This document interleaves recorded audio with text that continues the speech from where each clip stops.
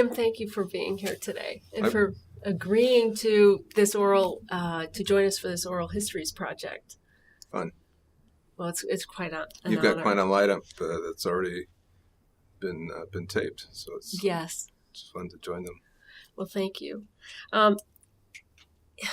You've been one of the really vital leaders responsible for creating a service learning movement here in the United States, Mm-hmm. and you've traveled quite a bit abroad also.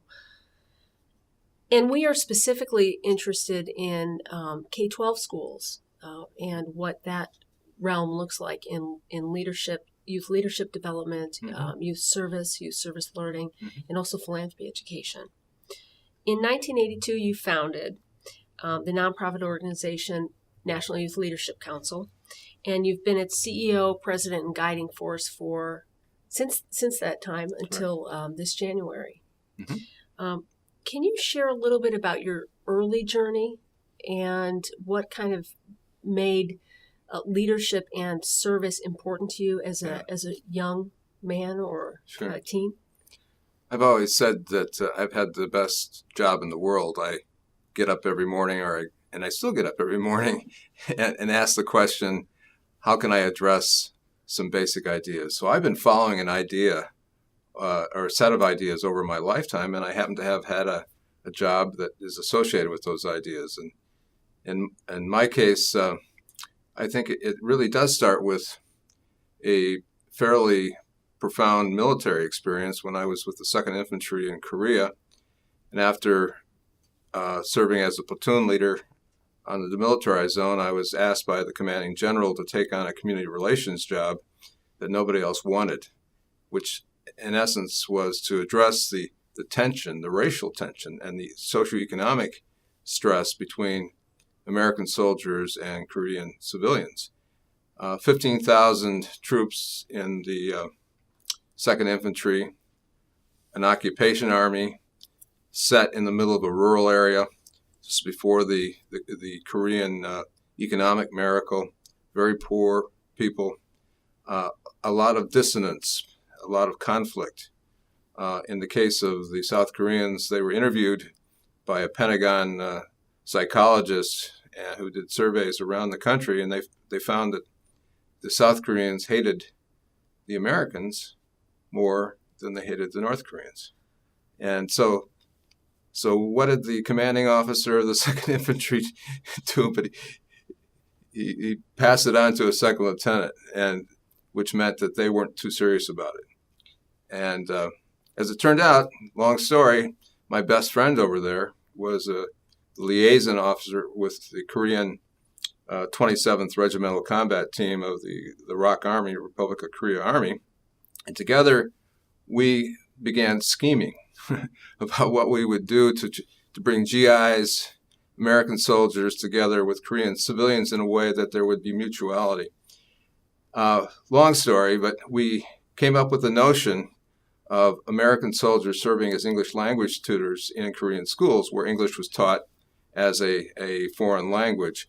But not many of the Korean schools, at least in our area, which was a very poor area, had any access to instructors who spoke English themselves. And so my friend Chung Young Bok and myself, we went around to all the schools in the division area. I think there were about 15 middle and high schools spread out all over South Korea.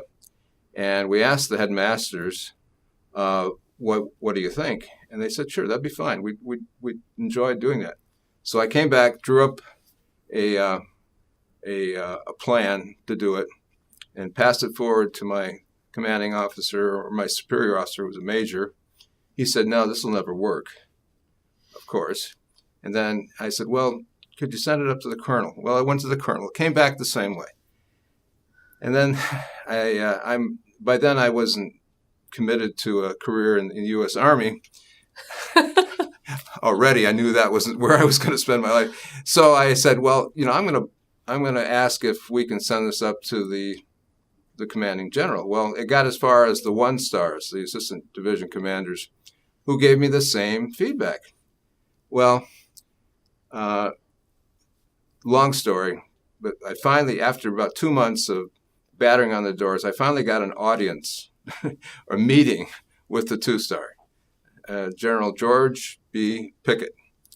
And I walked into his office. I shined my shoes. I had a pointer. I had a map.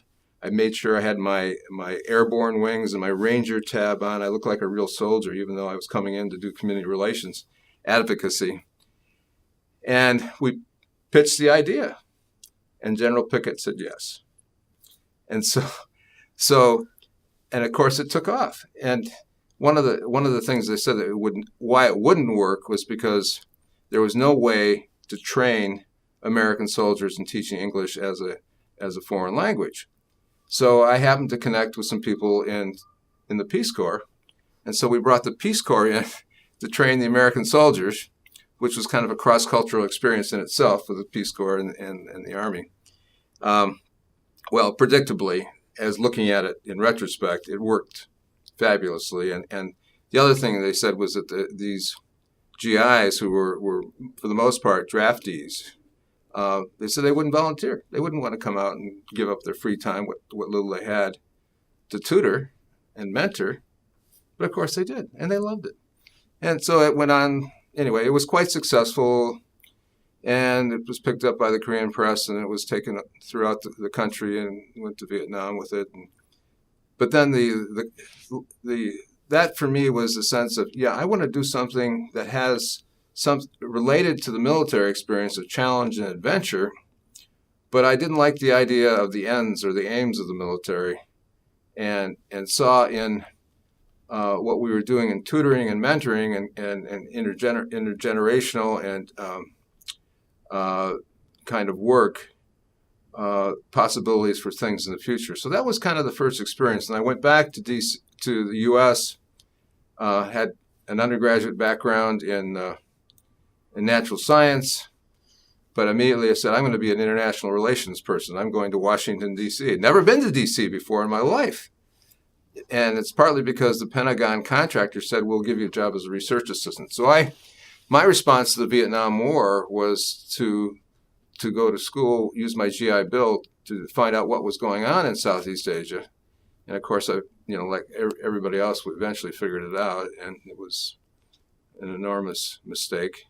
But in the process of studying and getting involved and invested, I became interested in finding peaceful ways of engaging young people in other forms of service. And so I contacted the Outward Bound schools, and I, because of my background, I was brought in as a mountaineering instructor in Colorado and at the Colorado School, and then later I worked at Dartmouth doing the same kind of work.